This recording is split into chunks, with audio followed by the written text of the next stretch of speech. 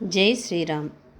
మహాసర్పాలు పర్వతగుహ కాచినట్లు శూలలతోనూ పట్టిసాలతోనూ పెద్ద పెద్ద కోరలతోనూ రాక్షసులు అనేకమంది ఆ పట్టణాన్ని కావలి కాస్తున్నారు. మొత్తం శరీరమంతా రాక్షసుల చేతిలో ఉన్నది. ఎవరి రాక్షసులు? అడ్డమైన భావనలు, అడ్డమైన కోరికలు, విపరీతమైన ఈర్ష్య, ద్వేషము, కోపము, ఇటువంటివన్నీ కలికాలంలో మనిషికి ఉంటాయి కదా.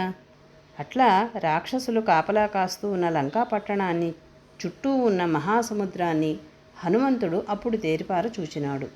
చుట్టూ ఒక పెద్ద ఉప్పు సముద్రము, ఉప్పు సముద్రం చుట్టూ పంచదార సముద్రము, దాని చుట్టూ కల్లు సముద్రము, దాని చుట్టూ పాల సముద్రము, దాని చుట్టూ పెరుగు సముద్రము, ఆ పైన వెన్న.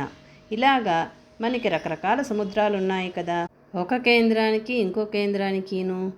ఇవన్నీ కూడి ఉన్న ఈ సముద్రంలో తేలుతున్న ఒక తెల్లని కమలం లాంటి లంకా పట్టణాన్ని లేక జీవుల శరీరాన్ని చూశాడు. ఆ రావణాసురుని భయంకర శత్రువుగా భావించాడు. ఎవరు శత్రువు? మనకుండే అభిమానము, అహంకారము మన శత్రువులు. ప్రహ్లాదుడు ఇంకెవరూ శత్రువులు లేరు నాన్న అని హిరణ్యకశిపునికి చెప్పాడు.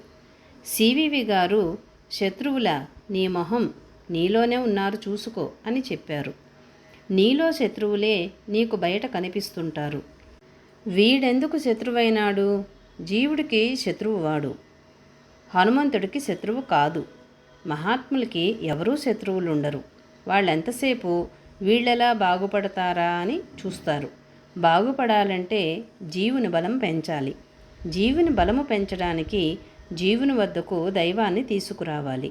జీవుడు అది కోరుకుంటే దైవాన్ని తీసుకురావడానికి ప్రయత్నం చేస్తాడు. అహంకారానికి కొంత నిప్పు పెడతాడు, అహంకారాన్ని కొంత తగ్గిస్తాడు.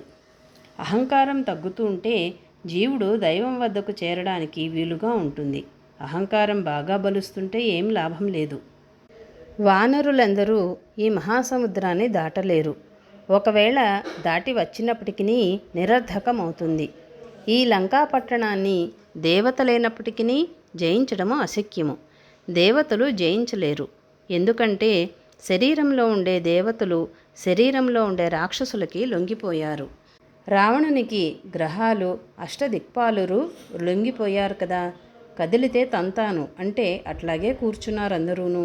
మంచి భావాలన్నీ తొక్కబడి చెత్త భావాలన్నీ విజృంభించి పనిచేస్తున్నాయి కనుక దేవతలు జయించలేరు. సురులకి అసురులకి పైన ఉండేవాడుంటాడే, అంటే ద్వంద్వాతీతుడొకడే దీన్ని జయించగలడు. అంతే తప్ప దేవతాబలం చేత జయించలేరు. జై శ్రీరామ్.